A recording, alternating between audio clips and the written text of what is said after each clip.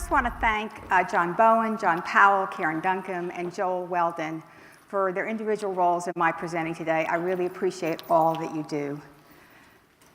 So my ideal outcome for you today is for you to identify an area of personal passion and interest. And you think about that great person that we heard from, John mentioned in the breakout session yesterday, the great leader in the technology world, Steve Jobs.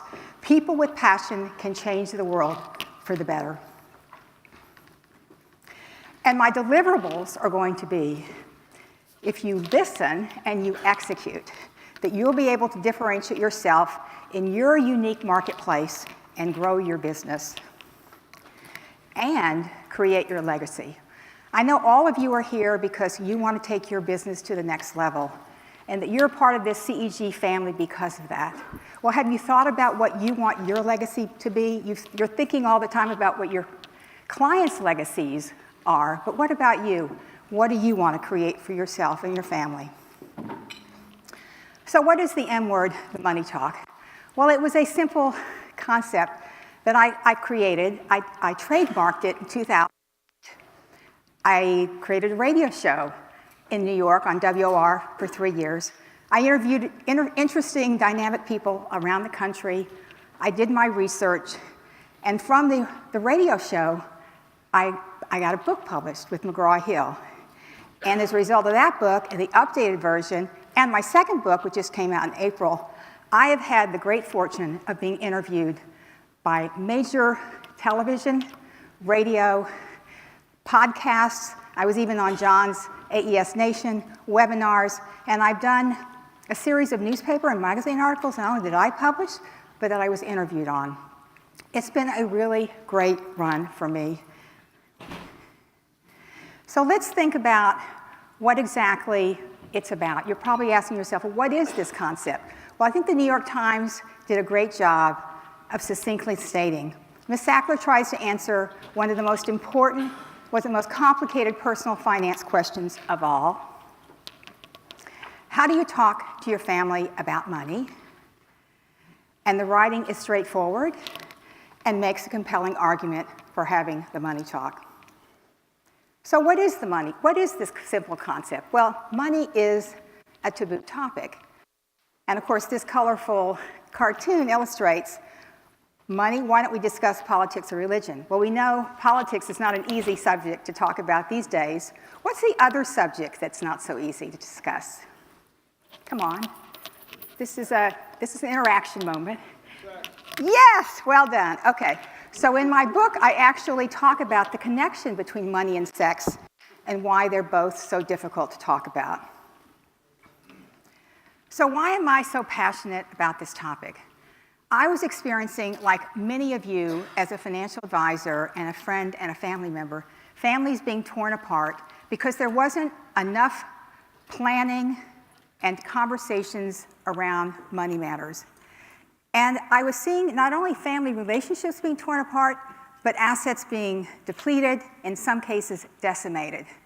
And I was brought into a personal situation, a family situation, where I got brought in and it tore my heart apart. So I thought to myself, there's something going on here. And then I realized that this is part of a really vast problem. There's a 70% failure rate in transferring money across generations. And the primary reason is breakdown in communication and trust. I want my clients, my friends, my family members to be in that 30% group. So that's why I became passionate about this. And I started to do my research. And I put together my content so that I could be a part of a mission, which was to help families have these compelling conversations, help them navigate life's transitions, keep their family and their money intact. So the good news is I got the McGraw-Hill contract, but there was a story behind that because I had to overcome a big obstacle. I don't know how many of you work for warehouses, but it's not so easy to get through compliance. One of the compliance issues I had to get through was if I was going to secure the contract, I needed to be able to use Morgan Stanley's name in my bio.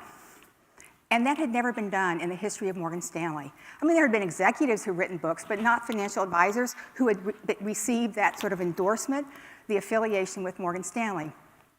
I wanted this contract. I knew I had to do something about this. I also knew I needed to go to the top. So at the time, Charlie Johnston, anybody remember Charlie Johnston? Right, great guy. I was at a conference with him. I knew he was a big workout guy. I figured he'd be in the gym at 6 o'clock in the morning. I mustered the energy. I put together my courage. I went up to the gym. I tapped him on the shoulder. I said, Charlie, I have a problem. I need your help. And of course, Charlie was a very gracious guy. He said, I have a go-to person I go to for compliance issues. Let me connect you with my friend. And lo and behold, that's what happened. I got the exception. I got the contract. And the rest is history. So what are my takeaways for you? First, identify your unique idea. Do your research and reflect. Be a Rodin thinker. I'm sure many of you recognize this symbol. Number two, have your CEG process and team firmly in place.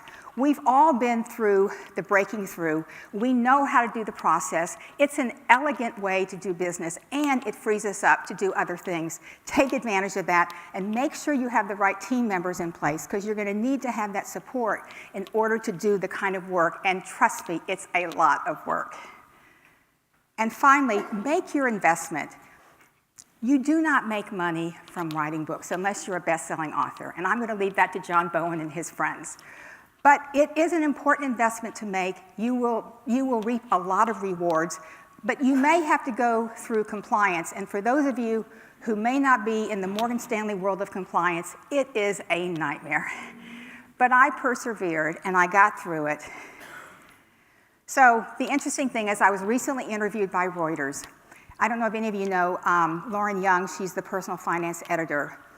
And she had just come from a conference at Fidelity. All morning, I got in there at 1 o'clock. She said to me as we were starting our interview, she was doing something with Facebook. She said, Lori, because at this Fidelity conference, they spent the whole morning talking about family money conversations. And she said to me, Lori, you have started a revolution. I said, no, not quite. Well, okay, so I'll take a little credit.